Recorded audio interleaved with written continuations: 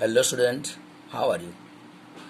Subject element of account, standard 12, chapter number 1. Introduction to partnership.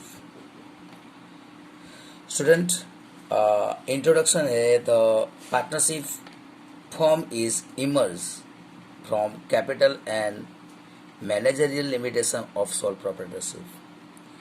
Student sole proprietor जो है उसकी limitation है और लिमिटेशन में सबसे पहले कैपिटल, कोई एक पर्सन होगा उसकी बेस जो कैपिटल है वो लिमिटेड होगी और मैनेजिंग पावर भी उसके पास लिमिटेड होगा. Okay, following are the reason for the emergence of partnership form. First है and individual has a sufficient fund but does not have a required skill. उसके पास फंड होगा लेकिन सफिशिएंट स्किल नहीं होगी. And individual have required skill but does not have sufficient fund. उसके पास ज़रूरत जितनी स्किल होगी लेकिन सफिशिएंट फंड नहीं होगा टू डिस्ट्रीब्यूट बिजनेस रिस्क. जो बिजनेस रिस्क है सोल प्रोप्राइटरशिप में सिर्फ ओनली वन पर्सन ही बेयर करते हैं, लेकिन जब पार्टनरशिप होगी तब उसको डिस्ट्रीब्यूट कर देंगे. तो ये जो रीज़न है उसकी वजह से क्रिएट हुई partnership firm. More than one person, additional capital, skill and managerial ability are required to run a business. हमें ज़्यादा कैपिटल चाहिए, ज़्यादा पर्सन चाहिए, ओके, स्किल चाहिए, एबिलिटी चाहिए, वो हमें बिजनेस रन के लिए, लार्ज बिजनेस के लिए चाहिए. And for the expansion of any business, कोई भी बिजनेस को एक्सपेंस करना है तो ये रिक्वायरमेंट है. In this circumstances more than one person gather and become the supplement of each other. एक से ज़्यादा लोग भी इकट्ठे होके वो सप्लीमेंट बन जाते एक दूसरे की और commence a business. This form of business organization means a partnership form. Meaning and definition of partnership. Section 4 of Indian Partnership Act 1932 define partnership as partnership is the relation between the person. तो partnership क्या है? वो relation है between the person who have agreed to share the profit of business carried on by all or any one of them acting for all. सब लोग साथ में मिलके वो बिजनेस रन करेंगे या सब, यहाँ पे लिखा है या कोई एक, any of one of them acting for all, सबके लिए वो एक ही होगा. तो ये है डेफिनेशन एज पर सेक्शन, यहाँ पे लिखा है सेक्शन 4 ऑफ पार्टनरशिप एक्ट 1932. तो पार्टनरशिप इज ए रिलेशन है ये, और between a person who have agree to share profit of a business carried on by all or any one of them acting for all. So the person who enter into such partnership relationship are individually called a partner and collectively called a firm. अगर ये जो partnership में कोई भी involve हुआ या partnership में है तो उसको इंडिविजुअल हम पार्टनर कहेंगे और कलेक्टिवली जो वो लोग बिजनेस रन करते हैं वो बिजनेस को क्या कहेंगे हम, वो बिजनेस है पार्टनरशिप फॉर्म. तो यहाँ पे student partnership means relation, partner means person and partnership form means business. Okay, तो 3 वर्ड्स है हमारे लिए similar, partnership, partners and partnership form. Partnership form means business, partner means person. Okay, यहाँ पे लिखा है the person who enter into the partnership. Partnership में जो एंटर हुआ है वो पर्सन, उसको हम पार्टनर कहेंगे और कलेक्टिवली उसको फॉर्म कहेंगे. Okay, from the above definition it can be said that 2 or more person who are competent to undertake a contract to earn a profit from the legal business. The business is treated a partnership. ये दूसरी एक definition है. और भी एक definition है, the business run collectively and partnership by 2 or more person in a is known as partnership firm. Okay, तो collectively जो पार्टनर्स बिजनेस करेंगे उसको हम पार्टनरशिप फर्म कहेंगे स्टूडेंट। अब कैरेक्टरिस्टिक ऑफ पार्टनरशिप हम देखेंगे। तो यहाँ पे creation bye contract, creation bye contract. तो देखो स्टूडेंट, क्रिएशन बाय कॉन्ट्रैक्ट में हम देखेंगे तो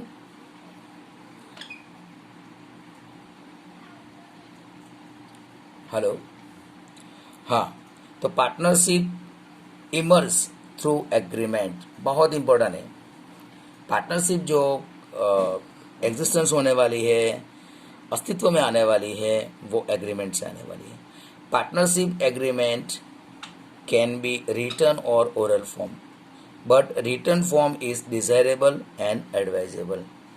यहाँ पे जो एग्रीमेंट का जो फॉर्म है वो रिटन होना चाहिए, वो डिजायरेबल है और एडवाइजेबल है।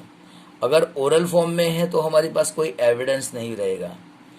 For example, in future partners के बीच में कोई भी डिस्प्यूट क्रिएट हुआ इन फ्यूचर, तब उसका सॉल्यूशन जो है वो अगर हमारे पास रिटन एग्रीमेंट होगा तब उसका सॉल्यूशन मिल जाएगा, ये एविडेंस बन जाएगा।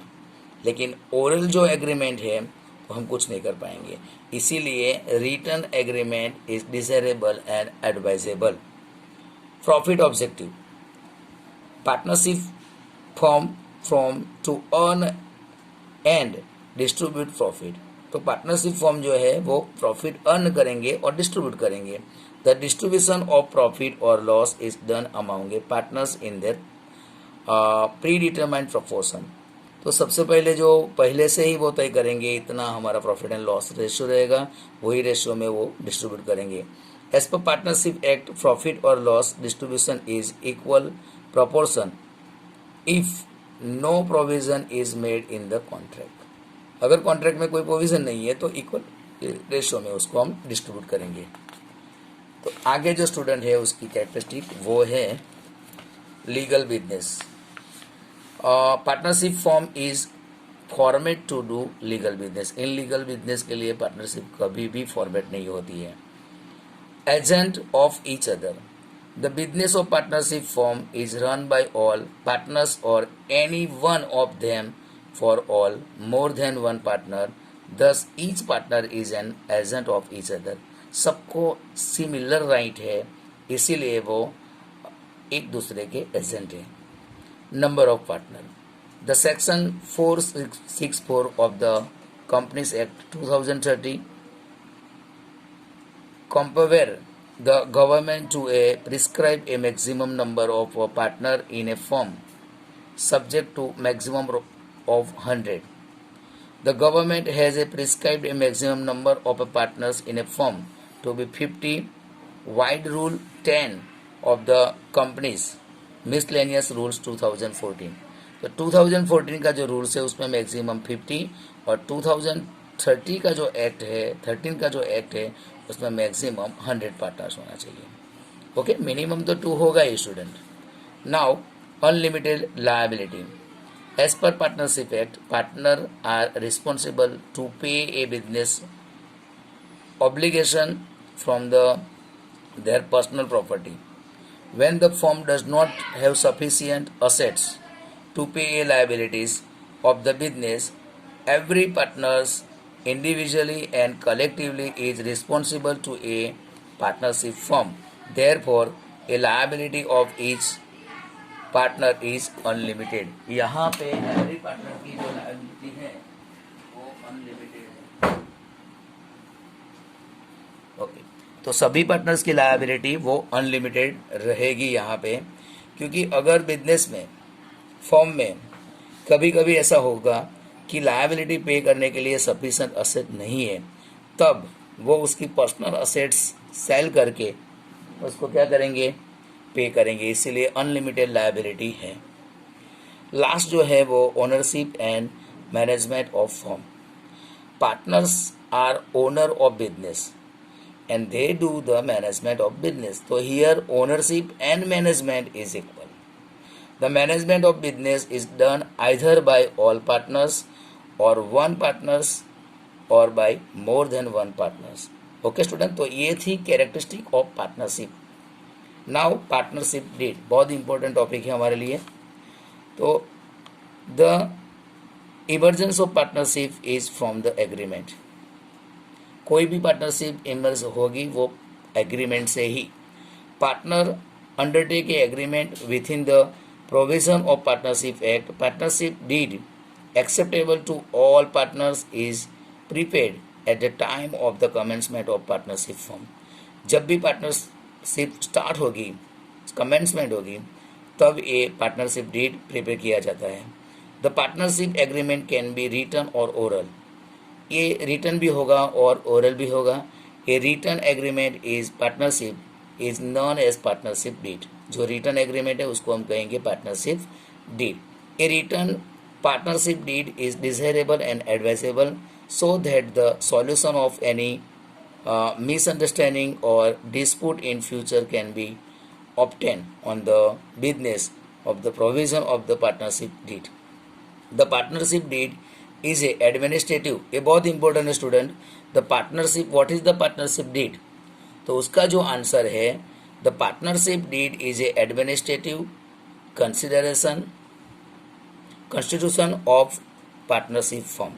तो ये एडमिनिस्ट्रेटिव कॉन्स्टिट्यूशन है पार्टनरशिप फर्म का, where all provision partner pertaining to firm administration and included generally the following contract is content is included in the partnership deed।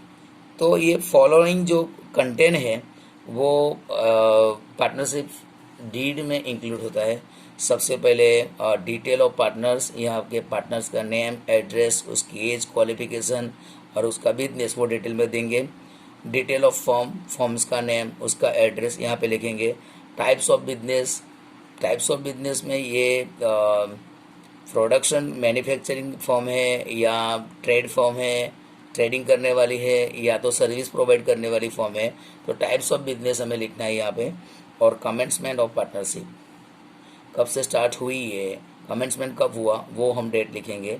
The information about the commencement date of the partnership form is also concern in the deed.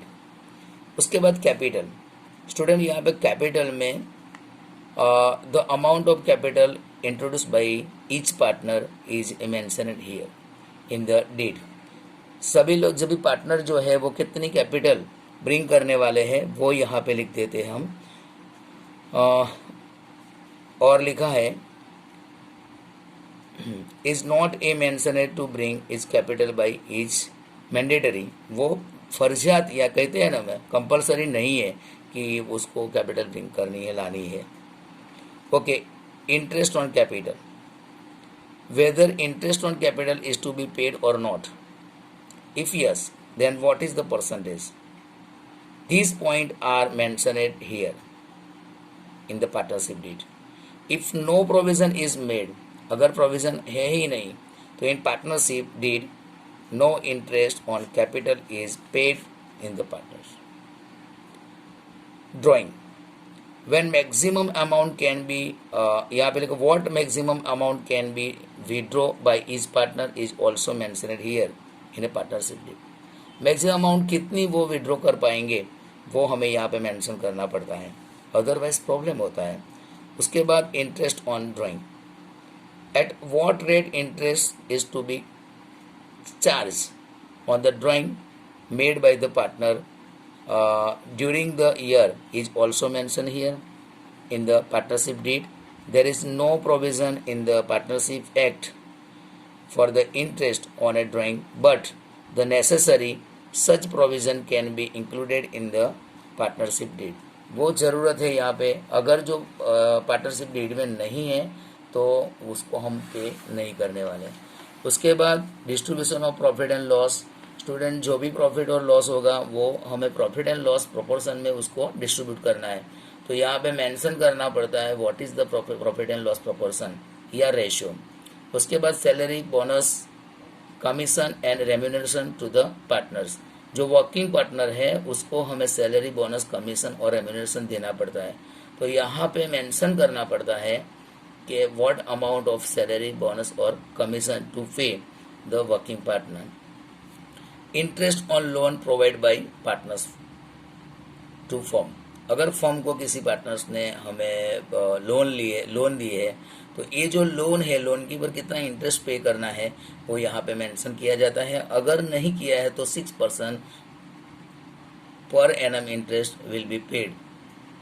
तो ये provision है 1932 का कि अगर जो आप लोगों ने डीड में कुछ मेंशन नहीं किया है तो 6% उसको पे करना है। उसके बाद गुडविल है, एडमिशन और रिटायरमेंट और डिसोल्यूशन ऑफ फर्म, वो नेक्स्ट वीडियो में हम देखेंगे। Okay, good bye.